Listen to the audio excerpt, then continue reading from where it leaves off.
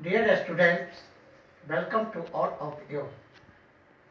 Now, I am going to discussing the new chapter, States Governor of India. It means Governor of a state in India.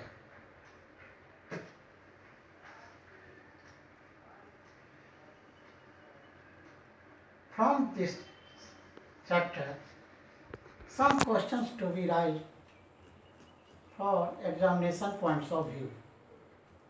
That question number 1, we discuss the appointments and position of Governor of the State of India.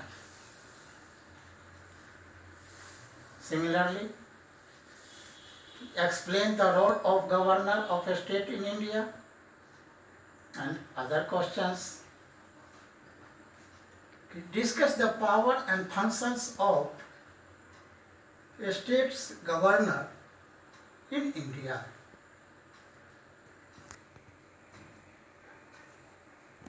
इस तरह से आप सबों को परीक्षा में कुछ पहले भी प्रश्न आया है और इसी प्रश्नों के बीच से कोई प्रश्न आएगा कि राज्यपाल की नियुक्ति एवं उसके पोजीशन अर्थात उसके पद के विषय में, संवैधानिक पद के विषय में व्याख्या करें, विवरण करें।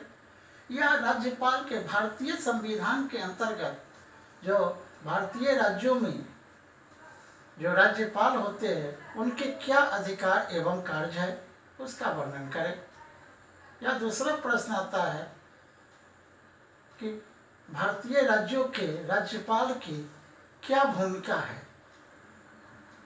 उसे समझावे या व्याख्या करें। तो इस तरह से सर्वप्रथम हम आप सबों को भारतीय राज्य के राज्यपाल की पद एवं उसके संगठन अर्थात उसकी नियुक्ति, उसकी योग्यता, उस राज्यपाल पद के कुछ कंडीशंस होते हैं, शर्तें, उसके ड्यूरेशन ऑफ पीरियड, पदावधि एवं उसके हटाने की प्रक्रिया, विधि के विषयों में चर्चा करेंगे या बताने का प्रयास करेंगे। इसके बाद आगे राज्यपाल की अधिकार एवं कार्यों पर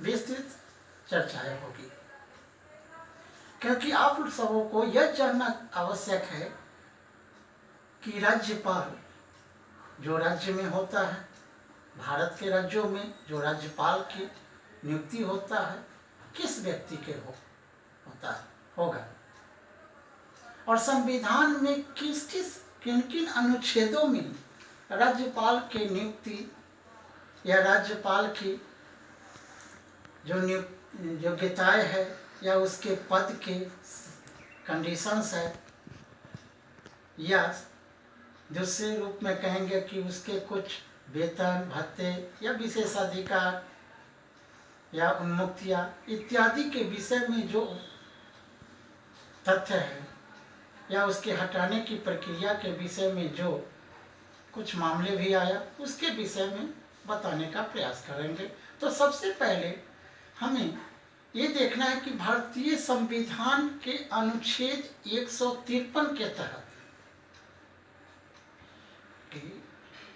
आर्टिकल 153 ऑफ इंडियन कॉन्स्टिट्यूशन के अंतर्गत भारत के राज्यों में राज्यपाल पद का उपबंध किया गया है, अर्थात कि भारत के राज्यों में एक राज्यपाल पद होगा। एक इसी संदर्भ में मामला आया था जो स्वतंत्रता से पूर्व आया था,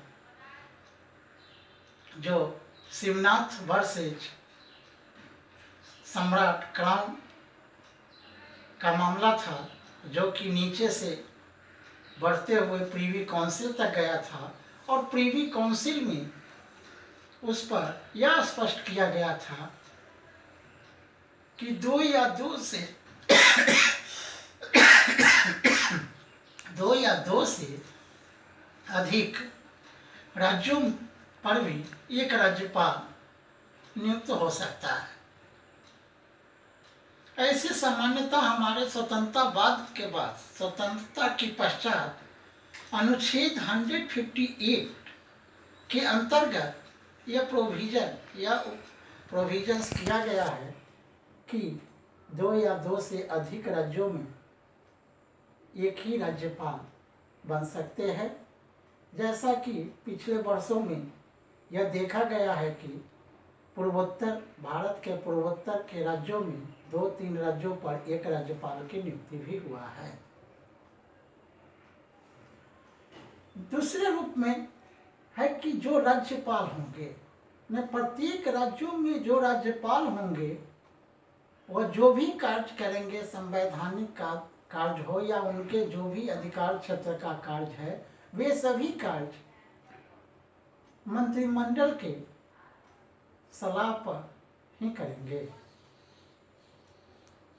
इस पर आप सबों को याद होगा कि मैंने राष्ट्रपति चैप्टर जब क्लास में पढ़ा रहे थे, उसमें राष्ट्रपति भी एक संवैधानिक प्रधान का पद होता है। उसी तरह से राज्यपाल भी एक संवैधानिक पद होता है।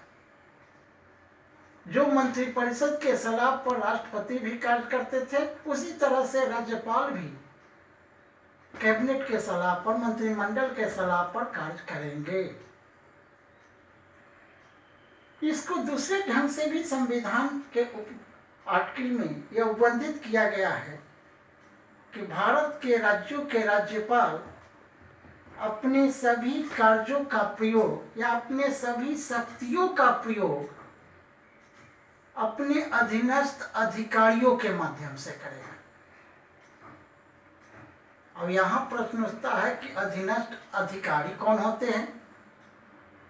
क्या वे नौकरशाही व्यवस्था के अंतर्गत अधिकारी होंगे या मंत्रिमंडल समूह होंगे? तो यह स्पष्ट किया गया बाद में कि अधिकारियों का समूह, इट मीन्स मंत्रिमंडलों के समूह, मंत्रिमंडल के सदस्यों के समूह को ही बताया गया।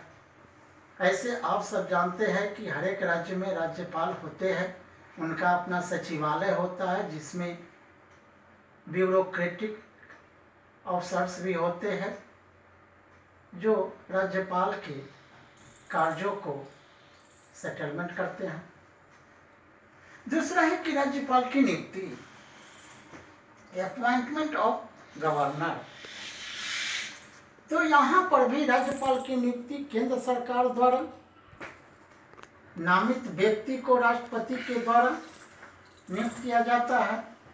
और इस पर भी एक मामला आया था हरगोविंद बनाम रघुकुल का, जो 1979 के मामला था। उसमें न्यायालय के द्वारा यह अभी निर्धारित किया गया कि राज्यपाल का पद केंद्रीय सरकार के अधीन नहीं है,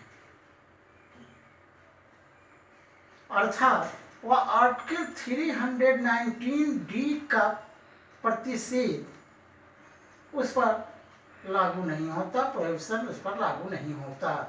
अतः राज्य के लोक सेवा आयोग के सदस्य भी राज्यपाल बन सकता है।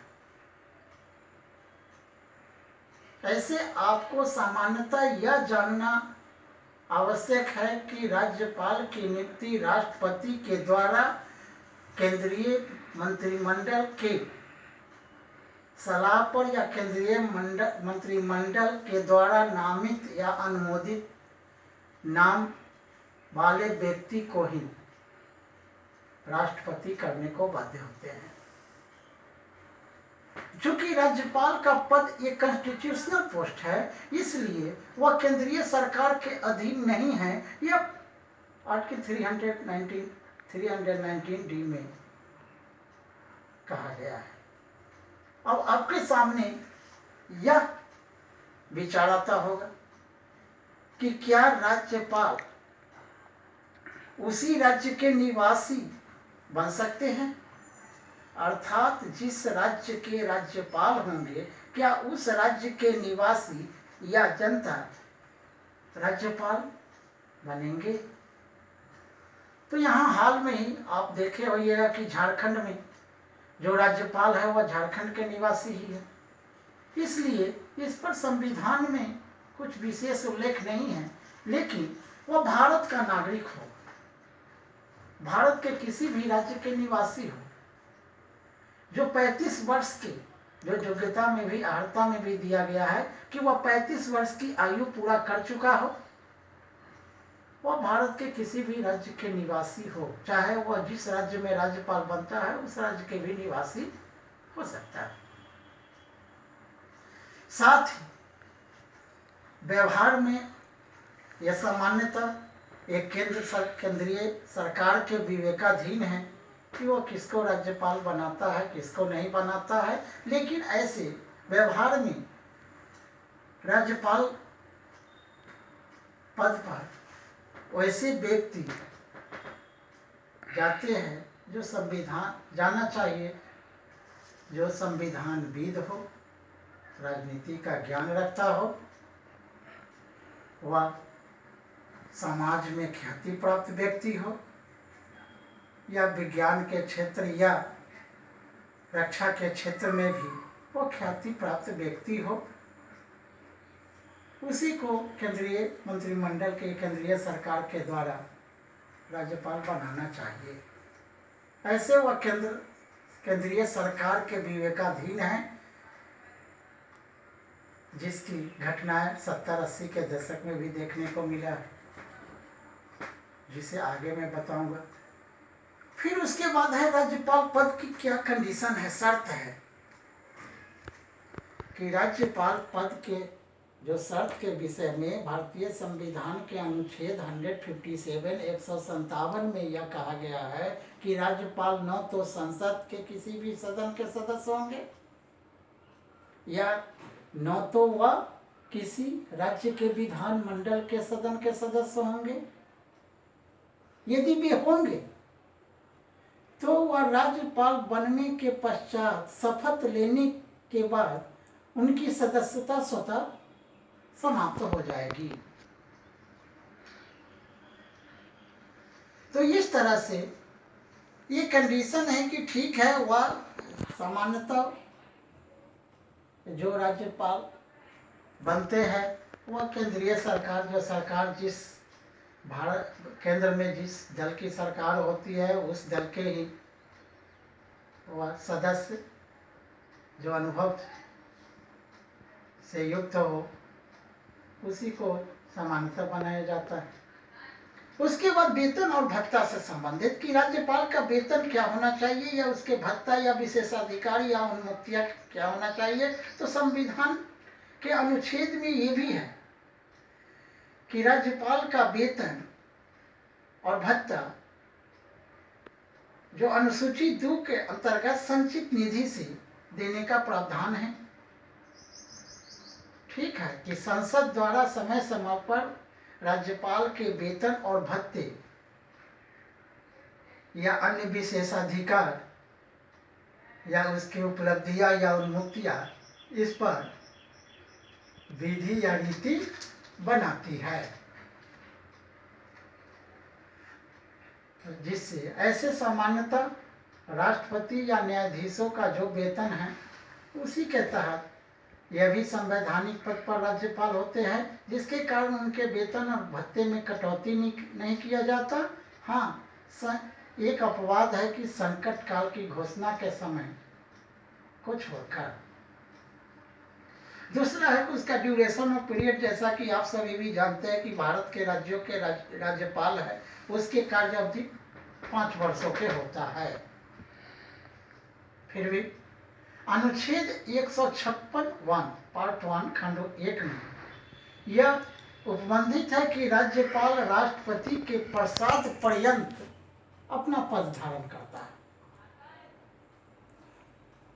अर्थात तो ठीक है, उसका कार्य अवधि 5 वर्षों का है, लेकिन राष्ट्रपति किसी भी समय राज्यपाल को उसके पद से पद मुक्त कर सकता है।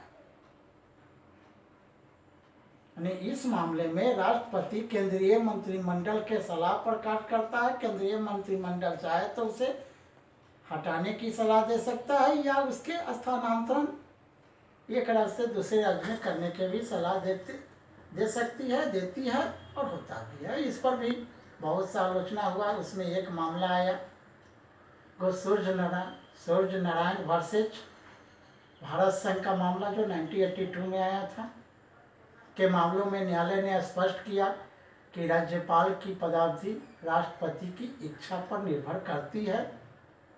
और ऐसे भी आप लोग जानते होइएगा कि 1970-80 के दशक में जब जनता पार्टी सरकारें बनी कांग्रेस को हराकर, तो उसने बहुत से राज्यों के राज्यपालों को इस आधार पर हटा दिया कि जनता का मत कांग्रेस के खिलाफ है, इसलिए उस राज्यपाल के भी खिलाफ है। ठीक उसी तरह से 1980 में मध्यावधि चुनाव हुआ, जिसमें फिर इंदिरा कांग्रेस विजय हुई, जनता पार्टी की सरकार हट गई। तो इंदिरा कांग्रेस ने भी जनता पार्टी के द्वारा नियुक्त राज्यपालों को इसी आधार पर हटा दिया कि वह जनता का मत इनके खिलाफ है। इसके बाद भी कुछ मामले आया। 2010 का भी एक मामला आया जिसमें न्यायालय ने टिप्पणी की, निर्णय तो नहीं दिया, टिप्पणी की कि राज्यपाल का पद एक संवैधानिक पद है, कॉन्स्टिट्यूशनल पोजीशन उसका है, पोस्ट है, इसलिए वह केंद्र सरकार के अधीन तो नहीं हो सकता और राज्यपाल को अपना विवेक से कार्य करना चाहिए, न कि वह केंद्रीय सरकार के एजेंट के रूप में, उसके दूत के रूप में कार्य करे। इस प्रकार राज्यपाल पद पर जो उपरोक्त मैंने जितने भी तथ्यों को बताया, उसके विश्लेषण करने और कुछ घटनाओं जो प्रयोग में भारतीय सरकार के पिछले वर्षों में देखने को मिला है, उस पर हम यही अर्थ निकाल सकते हैं कि केंद्र सरकार द्वारा राज्यपाल का पद का दुरुपयोग हुआ है, चाहे वह अपॉइंटमेंट्स के मामले में हो या उसके हटाने के मामले में हो। अर्थात इस पर निरंतर सरकारिया समिति के द्वारा भी सुझाव दिया गया। बीपी सिंह सरकार के समय भी सरकारिया आयोग ने सुझाव दिया, लेकिन केंद्रीय सरकार ने उसे नहीं मानी। लेकिन ये जिसे मानना या न मानना तो ठीक है, केंद्रीय सरकार के विवेक पर निर्भर करता है, लेकिन इसी संदर्भ में यह कहा गया कि संविधान के अधीन राज्यपाल के 3 रूप होते हैं। पहला होता है कि राज्य मंत्रिमंडल का सलाह मानना। दूसरा होता है कि केंद्र के एजेंट के रूप में कार्य करना। और तीसरा होता है कि राज्यपाल अपने स्वविवेक से कार्य करे। ऐसे आप लोग सुने होंगे या पेपर में देखे होंगे कि राज्य सरकार अगर राज्यपाल के जिस राज्य में नियुक्ति की बातें चलती है, तो राज्यों के द्वारा बराबर आवाज उठती है कि हमसे भी केंद्रीय सरकार को सलाह लेना चाहिए राज्यपाल के नियुक्ति के संदर्भ में, लेकिन केंद्रीय सरकार इसको इग्नोर अभी तक करते आ रहा है। इस तरह से हम सभी ने यह देखा कि भारतीय राज्यों में कैसा व्यक्ति राज्यपाल बन सकता है, उसकी नियुक्ति किस तरह से होता है, या उसकी योग्यताएं एवं शर्तें या उसके कार्य अवधि, उसके वेतन और भत्ता से संबंधित तथ्य, उसके विशेषाधिकार या उपलब्धियां, इन सभी के विषय में भारतीय संविधान के कुछ उपबंधों में, चाहे वह अनुच्छेद 153 हो, 153 से लेकर 158 तक उपबंधित है। अर्थात अनुच्छेद 153 से लेकर अनुच्छेद 158 तक के जितने भी तथ्य है वे सभी राज्यपाल की अपॉइंटमेंट्स एंड पोजीशन के संदर्भ में हैं।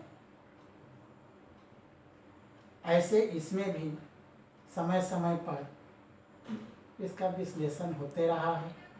आगे मैं फिर आप सबों को भारतीय राज्यों के राज्यपालों के कौन कौन से अधिकार एवं कार्य है, या what are the role of Indian states government, या भारतीय राज्यों के राज्यपालों की क्या भूमिका आज के परिप्रेक्ष्य में है, या राज्यपाल के अधिकार एवं कार्य क्या है, उसके विषय में और उससे संबंधित मामले है, चाहे वो उसको सजा माफ करने का हो, चाहे ऑर्डिनेंस से रिलेटेड कुछ तथ्य हो, या राज्य विधानमंडल से पारित विधेयकों को या तो पारित करने का हो, या उसको रोक कर रखने का हो, या राष्ट्रपति के पास कुछ विधेयकों को भेजने का कार्य हो। और सबसे इम्पोर्टेंट है कि यदि कोलिशन गवर्नमेंट, यदि किसी भी दल को बहुमत न मिले, उस समय राज्यपाल का कार्य स्वविवेकीय हो जाता है। इत्यादि के विषय में आगे हम चर्चा करेंगे। ऐसे जो भी राज्यपाल पद से रिलेटेड जो भी तथ्य है उसको आप अपने किताबों से देखकर इसे जैसे सुने, अभी तो वीडियो से आप सिर्फ सुनिएगा, लेकिन इसको किताबों से कुछ इसका नोट तैयार कीजिएगा, और आगे के क्लास में पावर्स एंड फंक्शंस या रोल ऑफ गवर्नर के विषय में मैं बताऊंगा। धन्यवाद।